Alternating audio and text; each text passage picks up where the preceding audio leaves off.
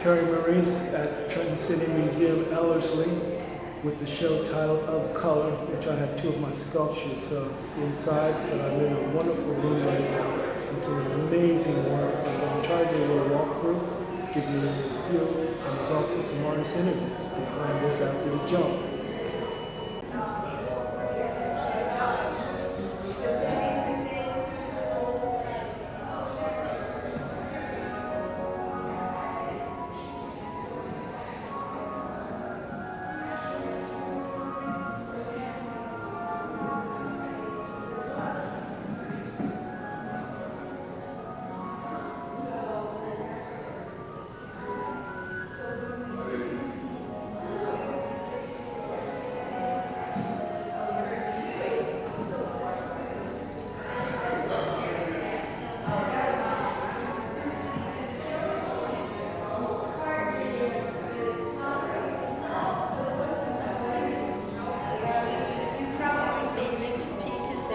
So many different sections of the growing family that they pretty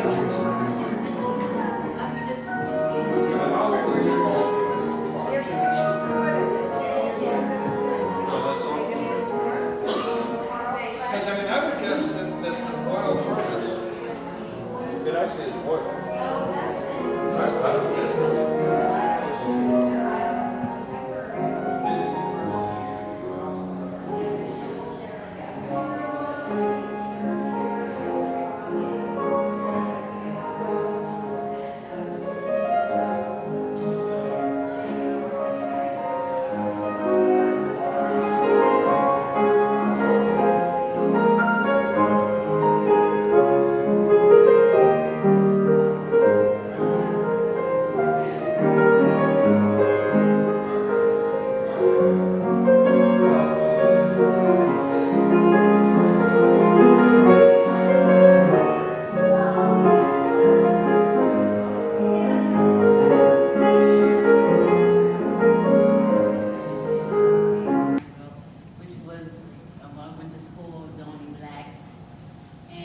history there is like the Pilgrims and the Indians.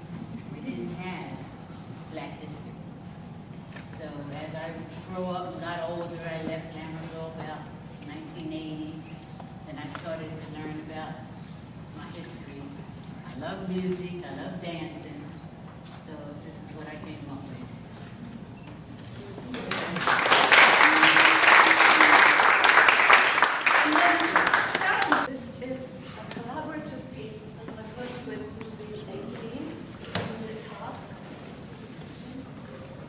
It all started back in 2014 when Margaret O'Reilly from the New Jersey State Museum asked me to participate in a show called Vision of America. And I was working on my own piece, a silk screen. Actually, I'd done many drawings, and it was an opportunity for me as an immigrant to show how I felt about America. And mine was actually an urban scene of the New Jersey Turnpike, and I'd been working on this for some time, and it occurred to me that, well, this is my vision, but there are so many other visions. And actually, it was in the middle of the night one night I awoke and I thought, maybe, just maybe, because I'd seen the work of the 18, I'd seen it on the walls of the soup kitchen, and I'd seen it on their website, and I knew that it was so profound, so vital, so amazing, that I wondered if they would have, if I would have the honor of them to work with me. So I asked Susan Darley, actually, it's the founder of the room, and she encouraged me, and so I visited them, and I asked the artist to produce a piece of work for me, describing that it was going to be put into a silk screen, so it had to be kind of simple, so that I could layer it. And it was amazing.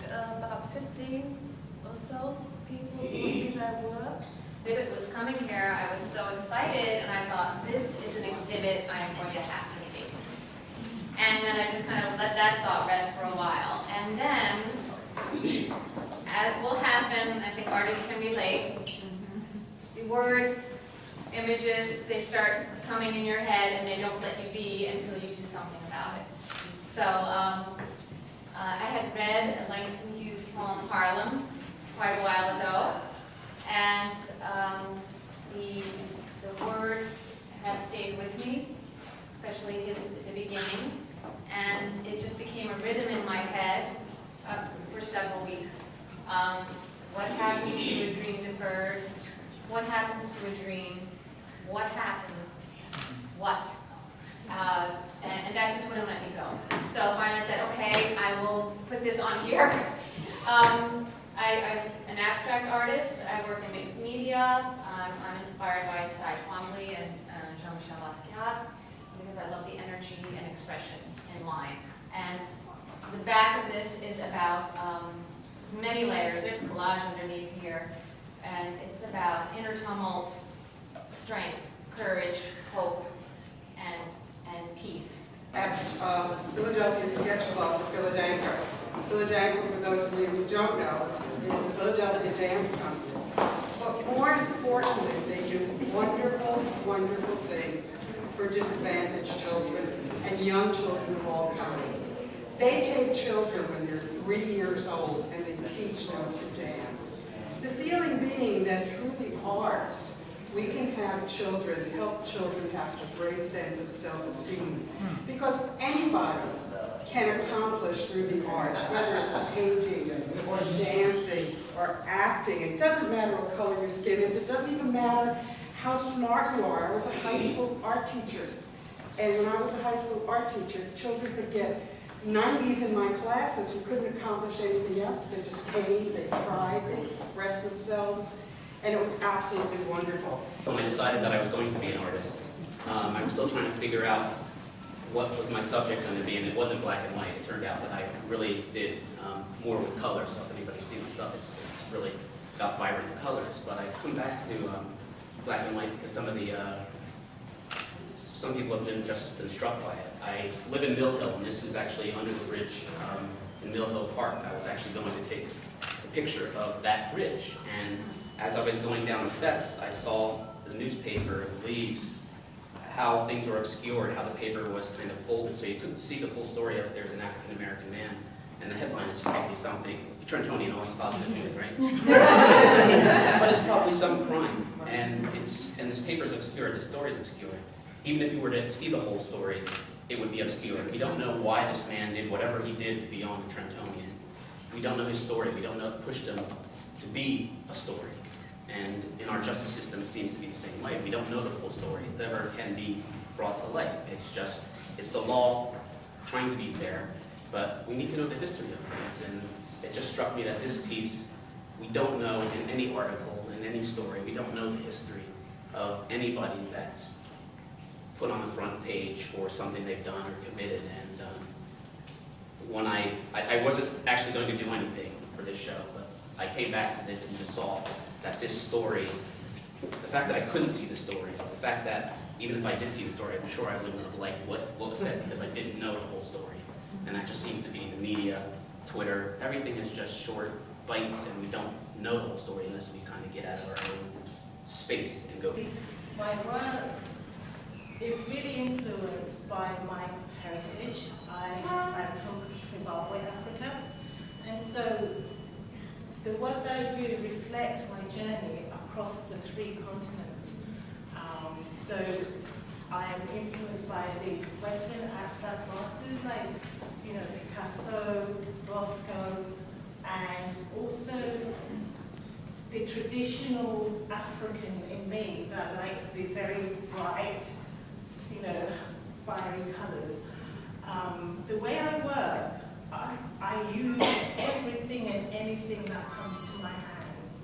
So that means mixed media is perfect for me. So it's not constrained by the medium. It's driven by my passion and it's driven by my need to express also my faith that drives what I do, which also speaks about hope.